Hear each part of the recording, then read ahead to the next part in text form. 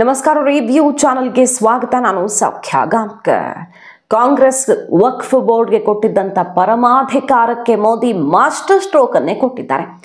ವಕ್ಫ್ ತಿದ್ದುಪಡಿಯನ್ನು ವಿರೋಧಿಸ್ತಿರೋರಿಗೆ ಸಿಡಿಲಾಘಾತ ಕೊನೆಗೂ ಬಂದೆರಗೆ ಬಿಟ್ಟಿದೆ. ಇದೇ ಬಜೆಟ್ ಅಧಿವೇಶನದಲ್ಲಿ ಮೋದಿ ಬಿಗ್ ಸ್ಟೆಪ್. ಹಾಗಾದ್ರೆ ಯಾವೆಲ್ಲ ಬದಲಾವಣೆಗಳು? ಈಗಾಗಲೇ ನಾವು ರಿಪೋರ್ಟ್ ಮಾಡಿದ್ವಿ, ಹಲವು ವರದಿಗಳನ್ನು ಇಟ್ಟಿದ್ದೀವಿ. JPC ಫೈನಲ್ ಮಾಡಿರೋದು ರಿಪೋರ್ಟನ್ನು, 14 ಬದಲಾವಣೆಗಳನ್ನು ಒಳಗೊಂಡಂತಹ ಫೈನಲ್ ರಿಪೋರ್ಟ್ ರೆಡಿಯಾಗಿದೆ. ವಿರೋಧಗಳ ನಡುವೆಯೂ ಕೂಡ ಬಹುಮತದೊಂದಿಗೆ ಅಂಗೀಕಾರ ಆಗಿದೆ. ಅದೆಲ್ಲವನ್ನು ಮುಂದೆ ಇಟ್ಟಿದ್ದೀವಿ. ಹಾಗಾದರೆ ವಕ್ಫ್ ಏನೆಲ್ಲ ಬದಲಾವಣೆಗೆ ಒಳಪಡುತ್ತೆ?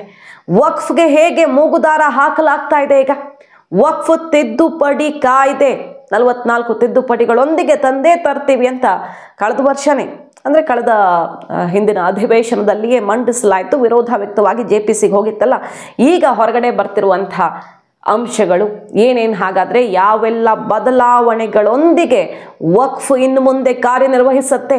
ಹೇಗೆ ಲಗಾಮ್ ಹಾಕಲಾಗ್ತಿದೆ? ಯಾವ ರೀತಿ ಕಾನೂನು ನಿಯಂತ್ರಣಕ್ಕೆ ಒಳಪಡ್ತಿದೆ? ಎಲ್ಲ ಡೀಟೇಲ್ಸನ್ನು ನಿಮ್ಮ ಮುಂದೆ ಇಡ್ತಾ ಇದ್ದೀವಿ. ವಕ್ಫ್ ವಿರೋಧಿಗಳಿಗೆ ರಿಪೀಟ್ ಮಾಡ್ತಾ ಇದ್ದೀನಿ, ಇದು ಸಿಡಿಲಾಘಾತವೇ ಸರಿ. ಮಾಹಿತಿನ ಮುಂದೆ ಇಡ್ತಾ ಹೋಗ್ತೀವಿ. ಮಿಸ್ ಮಾಡಿದ್ರೆ ನಮ್ಮ ಚಾನಲ್ನ ಸಬ್ಸ್ಕ್ರೈಬ್ ಮಾಡಿ, ನಿಮ್ಮ ಅಭಿಪ್ರಾಯ ಕಮೆಂಟ್ ಮಾಡಿ ತಿಳಿಸಿ. ಎಸ್ ವೀಕ್ಷಕರೇ, joint parliamentary committee report ready ಆಗಿದೆ. ಅದನ್ನು ಸ್ಪೀಕರ್ಗೆ ಕೊಡ್ತಾ ಇದ್ದಾರೆ ಜಗದಾಂಬಿಕಾ ಪಾಲ್ ಅವರು. 31ನೇ ತಾರೀಕು ಅಧಿವೇಶನ ಶುರು ಆಗ್ತಿದೆ, ಬಜೆಟ್ ಅಧಿವೇಶನ. ಅವತ್ತು ರಾಷ್ಟ್ರಪತಿಗಳು ಜಂಟಿ ಸದನ ಉದ್ದೇಶಿಸಿ ಮಾತನಾಡ್ತಾರೆ. ಆ ಮೂಲಕ ಶುರು ಆಗುತ್ತೆ ಮೊದಲ ಭಾಗ. ಅಲ್ಲಿ ಡೆಲ್ಲಿ ಎಲೆಕ್ಷನ್ ಇರೋದ್ರಿಂದ 2ನೇ ಭಾಗ ಆ ರೀತಿ ನಡೆಯುತ್ತೆ ಈ ಸಲ ಬಜೆಟ್ ಸೆಷನ್. ಈಗ ಡೆಲ್ಲಿ ಎಲೆಕ್ಷನ್ಗೂ ಮೊದಲೇ ಈ ಬಿಲ್ಲನ್ನು ಅಂಗೀಕಾರ ಮಾಡುವಂಥ ಪ್ಲಾನ್ ಅನ್ನೋದು ಕೇಳಿ ಬರ್ತಿರೋದು. ಅಂದರೆ ಬಜೆಟ್ ಅಧಿವೇಶನದಲ್ಲಿಯೇ ಮೊದಲ ಭಾಗದಲ್ಲಿಯೇ ಅಂಗೀಕರಿಸುತ್ತಾ? ಹಾಗಾದರೆ ಈ ಹಲವು ಬದಲಾವಣೆಗಳ ಬಿಲ್ ಅಂದರೆ ವಕ್ಫ್ ತಿದ್ದುಪಡಿ ಬಿಲ್ಲನ್ನು ಲೋಕಸಭೆ ರಾಜ್ಯಸಭೆ ಎರಡೂ ಕಡೆ ಪಾಸ್ ಮಾಡ್ಕೊಳ್ಬೇಕು. ಎರಡೂ ಕಡೆ ಬಹುಮತ ಇದೆ BJPಗೆ, ಅಂದರೆ NDAಗೆ. ರಾಜ್ಯಸಭೆಯಲ್ಲೂ ಪ್ರಾಬ್ಲಮ್ ಇಲ್ಲ. ಲೋಕಸಭೆಯಲ್ಲಿ ಮಿತ್ರ ಪಕ್ಷಗಳು ವಿರೋಧ ಮಾಡ್ತಾರೆ ಅಂದರೆ ಆ ತೊಡಕೂ ಕೂಡ ಇಲ್ಲ. ಯಾಕಂದರೆ ಜಾಯಿಂಟ್ ಪಾರ್ಲಿಮೆಂಟರಿ ಕಮಿಟಿ NDA ಭಾಗವಾಗಿರುವ ಮಿತ್ರ ಪಕ್ಷಗಳ ಪಾಯಿಂಟ್ಸನ್ನೇ ಅಂಗೀಕರಿಸಿದೆ.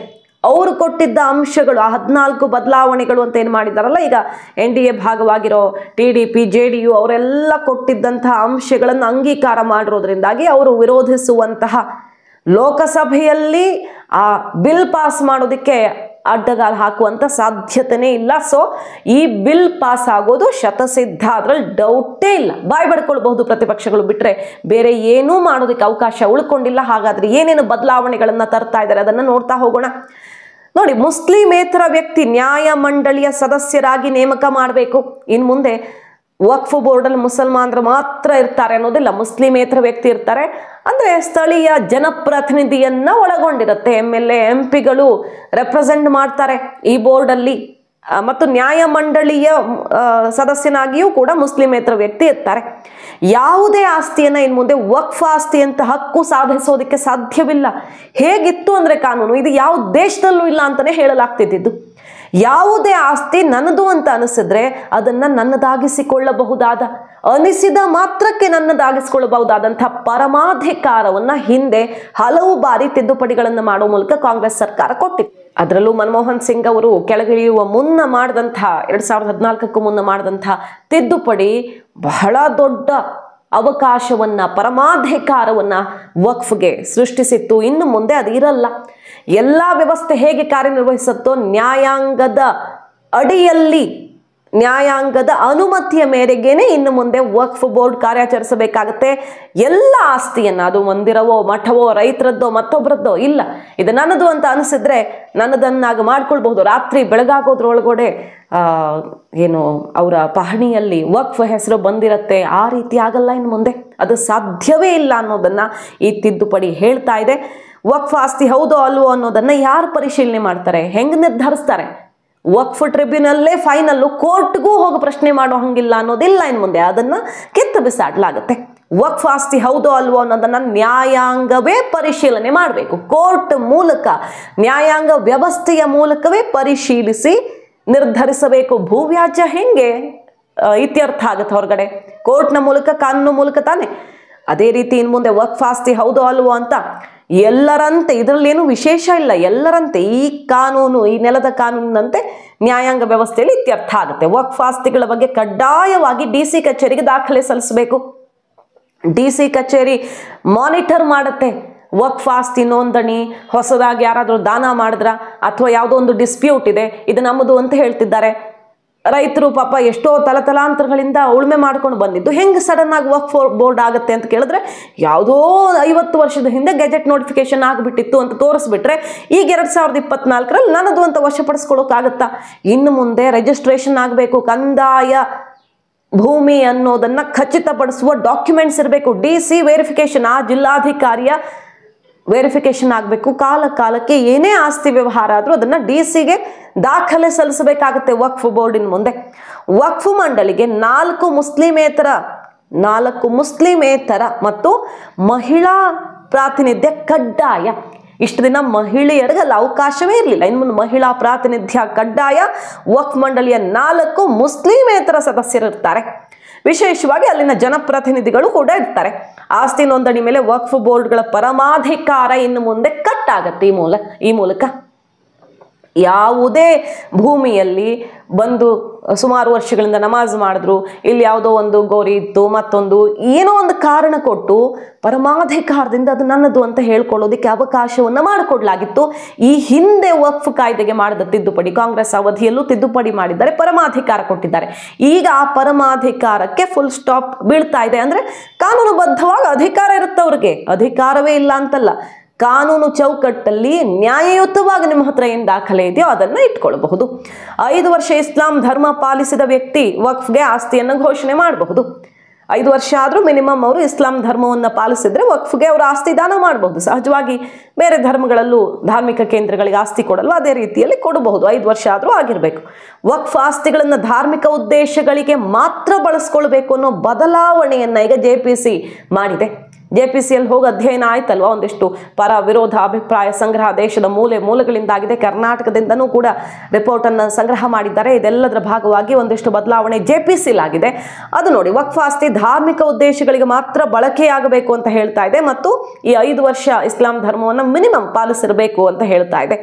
ವಕ್ಫ್ಗೆ ನೀಡಲಾಗಿದ್ದಂತಹ ಆಸ್ತಿ 6 ತಿಂಗಳ ಒಳಗಡೆ ಕಂದಾಯ ಕಾನೂನಿನ ಅಡಿಯಲ್ಲಿ ರಿಜಿಸ್ಟ್ರೇಷನ್ ಆಗಲೇಬೇಕು. ಇದು ವೆರಿ ಇಂಪಾರ್ಟೆಂಟ್. ಈಗಾಗಲೇ ನಾನು ಹೇಳಿದ ಹಾಗೆ ಯಾವತ್ತೋ ಗೆಜೆಟ್ ನೋಟಿಫಿಕೇಶನ್ ಆಗಿತ್ತು ಅಂತ ಇನ್ಯಾವತ್ತೋ ಭೂಮಿಯನ್ನ ಡಿಸ್ಪ್ಯೂಟ್ ಆಗಿ ಮತ್ತೆ ಸಮಸ್ಯೆ ಆಗಿ ಅವರು 1 ವರ್ಷದೊಳಗಡೆ ಇತ್ಯರ್ಥ ಮಾಡ್ಕೊಳ್ತಾ ಇದ್ರೆ ವಕ್ಫ್ ಅಂತಾನೆ ಆಗ್ಬಿಡತ್ತಲ್ಲ. ಅಂಥದ್ದಕ್ಕೆಲ್ಲ ಅವಕಾಶ ಇಲ್ಲ. ನಿಮ್ಗೆ ಭೂಮಿ ಸಿಕ್ತೋ 6 ತಿಂಗಳ ಒಳಗಾಗಿ ಅದನ್ನು ಕಂದಾಯ ಕಾನೂನಿನ ಅಡಿಯಲ್ಲಿ ರಿಜಿಸ್ಟ್ರೇಷನ್ ಆಗಿ ದಾಖಲೆ ನಿಮ್ಮ ಹತ್ರ ಇರಬೇಕು. ಗೊಂದಲದ ವಾತಾವರಣ ಸೃಷ್ಟಿಯಾಗಬಾರ್ದು. ಬೇಕಾದ ಕ್ಲೇಮ್ ಮಾಡ್ಕೊಳ್ಳೋ ರೀತಿಯಲ್ಲಿ ಮುಸ್ಲಿಮೇತರ ವ್ಯಕ್ತಿ ನ್ಯಾಯಮಂಡಳಿಯ ಸದಸ್ಯರಾಗಿ ನೇಮಕ ಮಾಡೋದ್ರಿಂದಾಗಿ ಪಾರದರ್ಶಕವಾಗಿ ಇಲ್ಲಿ ಚರ್ಚೆಗೆ ಅವಕಾಶ ಇರುತ್ತೆ. ಇಂತಹದ್ದೊಂದು ಬದಲಾವಣೆಯನ್ನ, ಅತಿ ದೊಡ್ಡ ಬದಲಾವಣೆಯನ್ನ ಮೋದಿ ಸರ್ಕಾರ ಮಾಡೋದಿಕ್ಕೆ ಹೊರಟಿದ್ದು. ಇದೇ ಬಜೆಟ್ ಸೆಷನ್ ಅಲ್ಲಿ ಇದು ಅಂಗೀಕಾರ ಆಗತ್ತೆ. ಕಾಯ್ದೆಯ ರೂಪವನ್ನ ಈ ತಿದ್ದುಪಡಿ ಪಡೆದುಕೊಳ್ಳಲಿದೆ. ಹಾಗಾಗಿ ಈಗ ಯಾರು ವಿರೋಧಿಸ್ತಾ ಇದ್ರು, OIC ಸೇರಿದಂತೆ ಪ್ರತಿಪಕ್ಷಗಳು ಸಿಕ್ಕಾಪಟ್ಟೆ ಆಕ್ರೋಶ ವ್ಯಕ್ತಪಡಿಸಿದ್ದಾರೆ.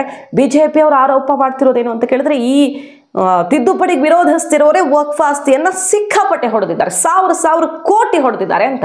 ಖರ್ಗೆ ಅವ್ರ ಮೇಲೆ ಆರೋಪ ಇದೆ, OIC ಅವ್ರ ಮೇಲೆ ಆರೋಪ ಇದೆ. ಕಾಂಗ್ರೆಸ್, BJP ಮತ್ತೊಬ್ರು ಅಂತಲ್ಲ, ರಾಜಕಾರಣಿಗಳು ದೊಡ್ಡವರು ವಕ್ಫ್ ಆಸ್ತಿಯನ್ನ ಹೊಡೆದಿದ್ದಾರೆ. ಆದ್ರೆ ಇನ್ ಮುಂದೆ ಹಂಗಲ್ಲ, ಯಾರಿಗೆ ಸಿಗಬೇಕೋ ಅವ್ರಿಗೆ ಸಿಗಬೇಕಿದು. ವಕ್ಫ್ ಆಸ್ತಿಯ ಮೂಲಕ ಧರ್ಮದಲ್ಲಿ ಯಾರಿಗೂ ಅನುಕೂಲ ಆಗತ್ತೆ ಅಂದ್ರೆ ಕಷ್ಟಪಡ್ತಿರೋರ್ಗೆ ಅನುಕೂಲ ಆಗೋ ರೀತಿಯಲ್ಲಿ ನೋಡ್ಕೊಳ್ಬೇಕು. ಧಾರ್ಮಿಕ ಉದ್ದೇಶಗಳಿಗೆ ಬಳಕೆ ಆಗಬೇಕು. ಇಂತಹ ಪಾರದರ್ಶಕವಾಗಿ ಇದನ್ನ ಅನುಕೂಲಕ್ಕಾಗಿಯೇ ಬಳಸೋದಿಕ್ಕೂ ಕೂಡ ಈ ತಿದ್ದುಪಡಿ ಅವಕಾಶವನ್ನ ಮಾಡಿಕೊಡ್ತಾ ಇದೆ ಅನ್ನೋದು ವೆರಿ ಇಂಪಾರ್ಟೆಂಟ್. ಸೊ ನಿಜವಾಗಿ ಮುಸಲ್ಮಾನ್ ಧರ್ಮದವರು ಖುಷಿ ಪಡಬೇಕಾದ ವಿಚಾರ. ನಮ್ಮ ಧರ್ಮದ ಉದ್ಧಾರಕ್ಕೆ ಬಳಕೆ ಆಗತ್ತೆ. ಕಂಡವರ ಪಾಲಾಗಲ್ಲ, ಉಳ್ಳವರ ಪಾಲಾಗಲ್ಲ, ರಾಜಕಾರಣಿಗಳ ಪಾಕೆಟ್ ಸೇರಲ್ಲ. ಇದು ವಕ್ಫ್ ಆಸ್ತಿ ದೊಡ್ಡವರಿಗೆ ಜೇಬು ತುಂಬಿಸೋದಕ್ಕೆ ಇರೋದಲ್ಲ ಅನ್ನೋದನ್ನ ಈ ತಿದ್ದುಪಡಿ ಖಚಿತಪಡಿಸ್ತಾ ಇದೆ. ಹಾಗಾಗಿ ನಿಜಕ್ಕೂ ಇದು ಈ ಧರ್ಮೀಯರು ಖುಷಿ ಪಡುವಂತ ವಿಚಾರ. ಆ ಧರ್ಮದ ಉದ್ಧಾರಕ್ಕಾಗಿ ಬಳಕೆಯಾಗತ್ತೆ ಅನ್ನೋದು. ವಕ್ಫ್ ಆಸ್ತಿ ವ್ಯಾಜ್ಯ ಬಗೆಹರಿಸೋದಕ್ಕೆ ಸರ್ಕಾರ ಇನ್ನು ಮುಂದೆ ಉನ್ನತ ಅಧಿಕಾರಿಗಳಿಗೆ ಜವಾಬ್ದಾರಿ ಕೊಡುತ್ತೆ. ನ್ಯಾಯಾಂಗ ವ್ಯವಸ್ಥೆಯ ಚೌಕಟ್ಟಲ್ಲಿ ಬರುತ್ತೆ. ಉನ್ನತ ಅಧಿಕಾರಿಗಳಿಗೆ ವ್ಯಾಜ್ಯ ಬಗೆಹರಿಸೋದಕ್ಕೆ ಅವಕಾಶವನ್ನು ಮಾಡಿಕೊಡುತ್ತೆ.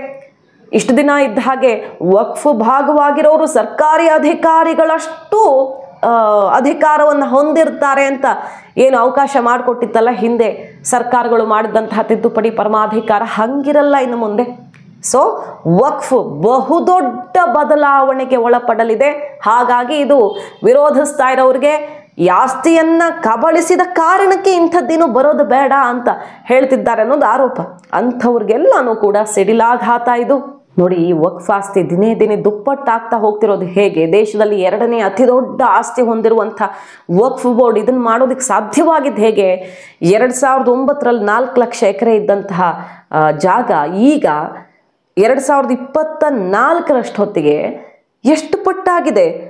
ಡಬಲ್ಗಿಂತ ಜಾಸ್ತಿ ಆಗಿದೆ. 9.5 ಲಕ್ಷ ಎಕರೆ ಆಗಿದೆ. ಹೆಂಗೆ ಇದು ಸಾಧ್ಯವಾಗಿದೆ? ಹೆಂಗೆ ಅಂದರೆ ಸಿಕ್ಕಿದ್ರ ಮೇಲೆಲ್ಲ ಅಧಿಕಾರವನ್ನು ಸ್ಥಾಪಿಸುವಂಥ ಅವಕಾಶ ಪರಮಾಧಿಕಾರ ಮಾಡಿಕೊಟ್ಟಿದ್ದಕ್ಕೆ. ಬಟ್ ಇನ್ನು ಮುಂದೆ ಹಿಂಗಾಗಲ್ಲ. ವಕ್ಫ್ ಕಾನೂನು ಅಡಿ ವಕ್ಫ್ ಆಸ್ತಿ ರಿಜಿಸ್ಟ್ರೇಷನ್ ಮಾಡ್ಕೊಳ್ಬಹುದು, ಬೇಕಾದಂಗೆ ಅನ್ನುವಂಥ ಅವಕಾಶ ಉಳ್ಕೊಳ್ಳಲ್ಲ.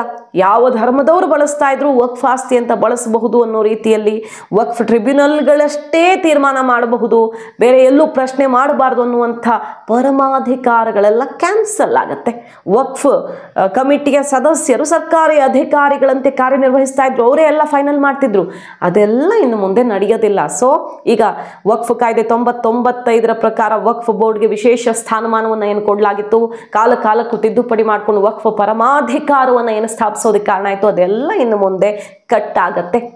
ಸೊ ಪ್ರಾಮಿಸ್ ಮಾಡದಂತೆ, ಘೋಷಣೆ ಮಾಡದಂತೆ, ಎಲೆಕ್ಷನ್ಗಳ ಭರವಸೆಯಂತೆ ಮೋದಿ ಸರ್ಕಾರ ಅತಿ ದೊಡ್ಡ ಹೆಜ್ಜೆಯೊಂದನ್ನು ಇಡ್ತಾ ಇದೆ. ಸಂವಿಧಾನದಲ್ಲಿ ಇರೋದನ್ನು ನಾವು ಇರೋದಕ್ಕೆ ಬಿಡಲ್ಲ ಅಂತ ಹೇಳಿತ್ತು. ಸರಿ, ವಕ್ಫ್ ಬೋರ್ಡ್ ಇರಲಿ, ಅನುಕೂಲ ಆಗಲಿ. ಆ ರೀತಿ ಎಲ್ಲ ಧರ್ಮದಲ್ಲೂ ಒಂದೊಂದು ಅನುಕೂಲ ಆಗುವಂಥ ವಿಚಾರಗಳಿರುತ್ತವೆ. ಅಲ್ಪಸಂಖ್ಯಾತರಿಗೆ ಅಂತ ವಿಶೇಷ ಕೊಡುಗೆಗಳನ್ನು ಕೊಟ್ಟು ಅಭಿವೃದ್ಧಿಪಡಿಸುವ ಪ್ರಯತ್ನ ಆದರೆ ತಪ್ಪಲ್ಲ. ಆದರೆ ಇಂತಹ ಅಧಿಕಾರ ಎಲ್ಲೂ ಇರದ, ಯಾವ ದೇಶದಲ್ಲೂ ಇರದ, ಈ ಕಾನೂನಲ್ಲಿ, ನಮ್ಮ ನೆಲದ ಕಾನೂನಲ್ಲಿ ಯಾರಿಗೂ ಇರದಂಥ ಅವಕಾಶ ಯಾಕಿರ್ಬೇಕಲ್ವಾ? ಸಹಜವಾಗಿ ಆ ಬದಲಾವಣೆ ಮಾಡ್ತಾ ಇದ್ದು. ಇನ್ನು ಮುಂದೆ ಸಂವಿಧಾನದ ಚೌಕಟ್ಟಲ್ಲಿ ವಕ್ಫ್ ಕಾರ್ಯನಿರ್ವಹಿಸಬೇಕಾಗತ್ತೆ. ಯಾಕಿಷ್ಟು ವಿರೋಧ ವ್ಯಕ್ತವಾಯಿತು ಅಂದರೆ ಇದೇ ಕಾರಣಕ್ಕೆ. ಕೊನೆಗೂ ಅದನ್ನು ಮಾಡಿ ತೋರಿಸುವಲ್ಲಿ ಸರ್ಕಾರ ದೊಡ್ಡ ಹೆಜ್ಜೆಯನ್ನು ಇಟ್ಟಿದೆ. ಸ್ಪೀಕರ್ಗೆ ಈಗ ಸಬ್ಮಿಟ್ ಆಗ್ತಿರೋದು, ಬಜೆಟ್ ಸೆಷನ್ ಶುರುವಾಗ್ತಿದೆ. ಅಂಗೀಕರಿಸುವ ಮೂಲಕ ಮತ್ತೊಂದು ಐತಿಹಾಸಿಕ ನಿರ್ಧಾರವನ್ನು ಮೋದಿ ಸರ್ಕಾರ ಮಾಡ್ತಿದೆ. ಮಾಹಿತಿ ನಿಮ್ಗೆ ಇಷ್ಟ ಆಗಿದ್ರೆ ಮಿಸ್ ಮಾಡದೆ ನಮ್ಮ ಚಾನಲ್ನ ಸಬ್ಸ್ಕ್ರೈಬ್ ಮಾಡಿ, ನಿಮ್ಮ ಅಭಿಪ್ರಾಯ ಕಮೆಂಟ್ ಮಾಡಿ ತಿಳಿಸಿ. Thank you.